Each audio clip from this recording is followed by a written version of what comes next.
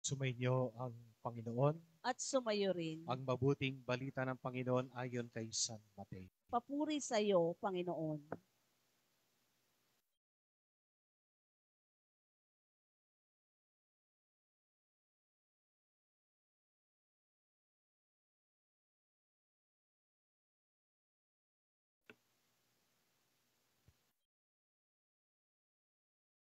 Noong panahong iyon, umalis ang mga Pariseyo at pinag-usapan kung paano nila masisilo si Jesus sa kanyang pananalita.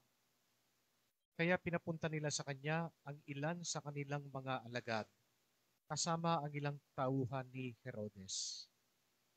Sinabi nila, Guro, nalalaman namin kayo'y tapat at itinuturo ninyo ng buong katotohanan ng ibig ng Diyos na gawin ng mga tao.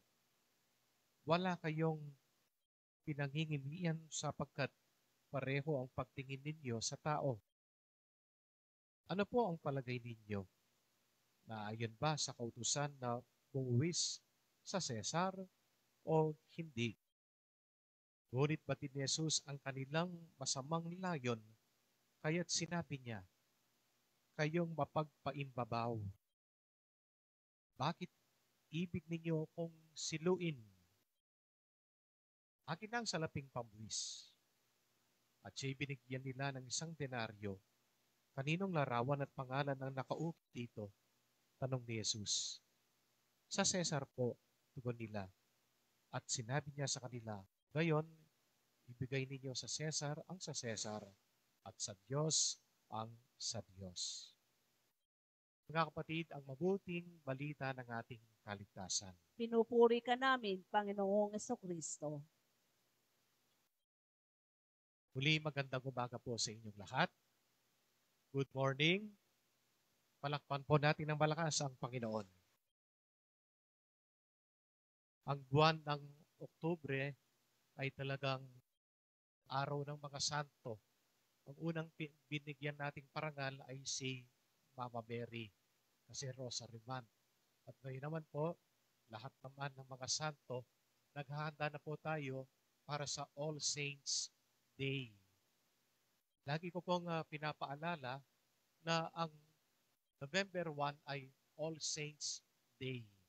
All Saints. Po, araw ng mga santo, araw ng mga santa. Hindi araw ng mga multo. Hindi araw ng mga aswang. Kayo pong makilig sa mga multo, sa mga aswang-aswangan, na ipinapasuot po natin sa ating mga apo. Huwag na lang. Mukha bang multo, mukha bang aswang ang iyong anak o ang iyong apo para lang mabigyan ng candy o barya sa trick or treat. Di pa pwedeng pasuotin ng santo, kasuotan ng santo para naman makakapagbanal at uh, magaya o maging mabuting halimbawa ang isang santo, maging modelo, maging idolo ang mga santo at santa kesa po sa mga maskara o kaya mga makeup, prosthetics na nilalagay sa katawan ng bata. Ngayon, natin ko pong inuulit, araw ng mga santo at santa. Para po tayo ay maging banal, hindi para po tayo ay maging masama, katulad ng mga aswang-aswangan dyan. Ayaw niya nga ng mukhang aswang eh. Sino po sa inyong gustong maging ang mukha niya ay mukhang aswang, mukhang multo? Gusto natin siyempre maging angels, maging mga santo. Kaya tayo po ay kalarawan ni Kristo. Sa Ebanghelyo, kanino ba larawan at pangalan ang nakaukit dito? Nakaukit doon sa denaryo. Ano po ang tugon nila? Sa Cesar po. Ano po? Siguro may karugtong po yun. Kayo ba? Sino ba ang nakaukit sa pagmumukha ninyo? Ano kaya yung sasagot ng mga Hudyo kay Jesus? Ano po kaya yung sasagot ng mga Pariseyo? Ang pagmumukha na nakaukit sa puso, sa mukha ng tao ay ang Panginoon. Pilit nilang sinisilo si Jesus, baka akala nila makukuha nila si Jesus. Meron pong taong mga ganyan. Tawag diyan mga mapagkunwari, mga plastic. Apo? Isang question din, isang malaking katanungan din sa atin ngayon, pwede bang ihiwalay ang Estado sa ating relihiyon? Ang may sasagot ng simbahan, hindi po. May mga aspeto na hiwalay po talaga sila. Pero maraming mga pagkakataon na hindi pwedeng ihiwalay ang ating pagkamakabayan sa ating pagkamakadiyos. Amen? Pwede bang maihiwalay na ang iyong pagkamakabayan sa iyong pagkamakadiyos? Hindi po. Hindi po maghihiwalay yan. Pwede bang ihiwalay sa iyong dugo na kalahati ng dugo mo ay Pilipino, kalahati ng dugo mo ay Kristiyano? Hindi po pwedeng mahiwalay. Kasi tayo lang ay iisa. Sino pa kaya ang magtatama sa kamalian ng bayan, kundi ang simbahan? Sino pa kaya ang magtatama sa kamalian ng tao, kundi ang Panginoon? No po? Sa simbahan. Taong simbahan din naman ang mga yan. Sila din naman ay nabinyagan. Kung hindi man Katoliko, sa ibang mga relihiyon, sila din naman ay anak ng Panginoon. Tayo yon. Hindi lang po ang saklaw po ng gobyerno ay hindi lang po yung mga politiko. Hindi lang po yung mga inihalal natin sa ano-anumang posisyon. Mga presidente, konsyal, kapitan, mayor, kahit po tayo ay nasasakupan ng gobyerno. Yan po, tandaan po natin. Siyempre, natural, tayo po ay mga Pilipino. Kaya hindi po natin ihiwalay ang buhay, ang araw-araw nating pamumuhay sa araw-araw nating pananalig o pananampalataya sa Diyos. Sa Kapampangan, meron po tayong, pag narinig po tayo ng ibang probinsya, narinig po tayo ng mga Tagalog, ng mga Ilocano o Bicolano o mga Bisaya, pag sinabi po nating kekaku-kakuka. Ano? Ano sinasabi na? Kekaku-kakuka. Mga Kapampangan po kasi puro K. Puro K. Dati nga po, meron po tayong, mahirap po magbasa dati ng mga manuscript sa Kapampangan kasi hango ito sa mga Espanyol. Salita po natin. Dati yung keka, pag in-spell mo yan, Q-U-E-C-A. Pag binasa mo, kweka. Pero hindi naman kweka, kundi keka. Pag sinabi mong kekayo, Q-U-E C-A-U. Kekayo.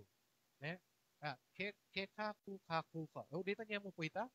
Kapampangan ta naman po. Kekaku-kakuka. Ulitan niya. Mga nanonood sa live streaming po natin, anong pinasasabi ni Father? Anong pinasasabi nila? Kekaku-kakuka. O pagkayak narinig pa yung nang nanang mo. Ori po. Ano ba ang iniihaw? Ano ba ang yung iniihaw? Nang. Ang iniihaw ay Tagalog, dederang o nanang Kapampangan. Madalas ko naririnig ngayon yan, yung inihaw nga mo. Kung ikaw ay Tagalog, sabihin mo inihaw. Pero pag ikaw ay Kapampangan, magderang. Magderang kang hito, magderang kang asan, magderang kang manok. Diba? So, kekaku. Ano bang ibig sabihin nun?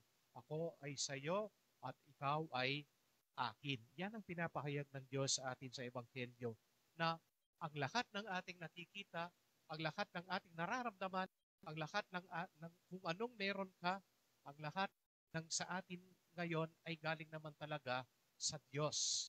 So, yan ay desisyon ng Diyos. Yan ay biyaya ng ating Panginoon. Ang batas ng Panginoon ay nagiging batas ng tao. Pero kailanman ang batas ng tao ay hindi pwedeng maging batas ng Diyos. Sang-ayon po ba kayo? Ang batas ng Diyos ay magiging batas ng tao. Pero ang batas ng tao ay kadalasan ay hindi batas ng Diyos. Bakit po? Kasi may mga batas ang tao na hindi inspired from the laws of the church or from the laws of God. Hindi ito galing sa Panginoon. No po? Pag sinabi ng tao, oo, pwedeng pumatay. Sa Panginoon ba pwede? Hindi. No po? Hindi. Bawal ang pumatay. Kung sa tao, yung iba sa inyo, pwedeng magnakaw. Magnakaw na lang, mangurakot na lang. Sa Panginoon ba? Pwede yun? Hindi. Kaya hindi mo pwedeng mahiwalay ang iyong buhay pananampalataya sa buhay mo bilang isang mamamayang Kristiyano o mamamayang Pilipino.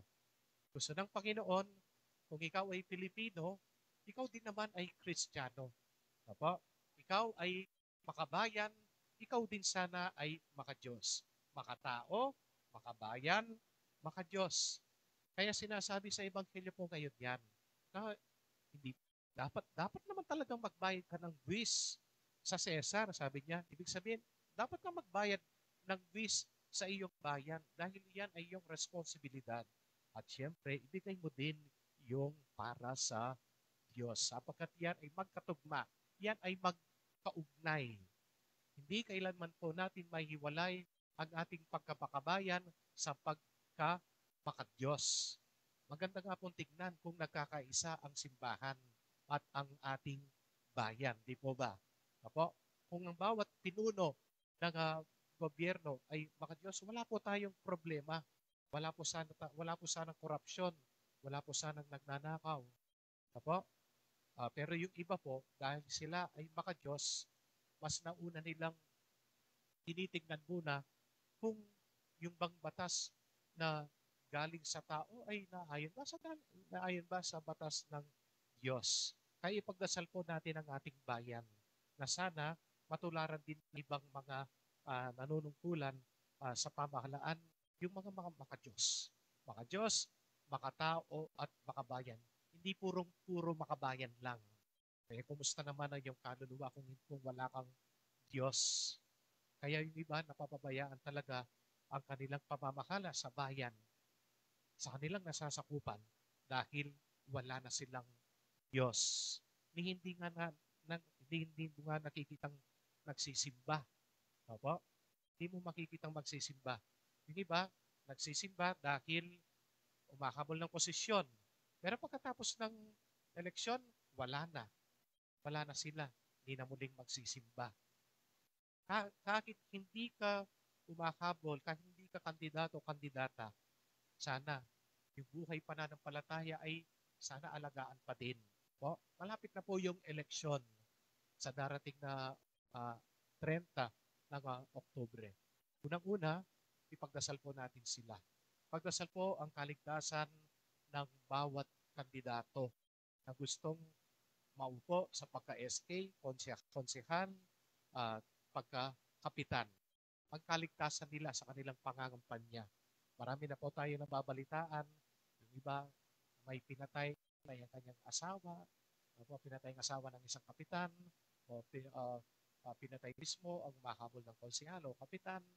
May dayaan na, may nagdadayan na, may nagvo-vote buying na. Ang vote buying po ngayon, hindi po yung ibigay mo mismo yung cash. Kahit po ngayon, meron na pong GCash.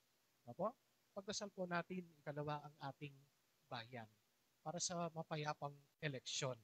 At nang sa ngayon, ang ating bayan ay hindi lang po, ang bayan po, pag sinasabi kong bayan, tayo din po yun. Huwag po natin kalimutan. Ang bayan ay tayo mismong mga Pilipino. Pagdasal po natin ang ating maka-Pilipino, ang ating makabayan.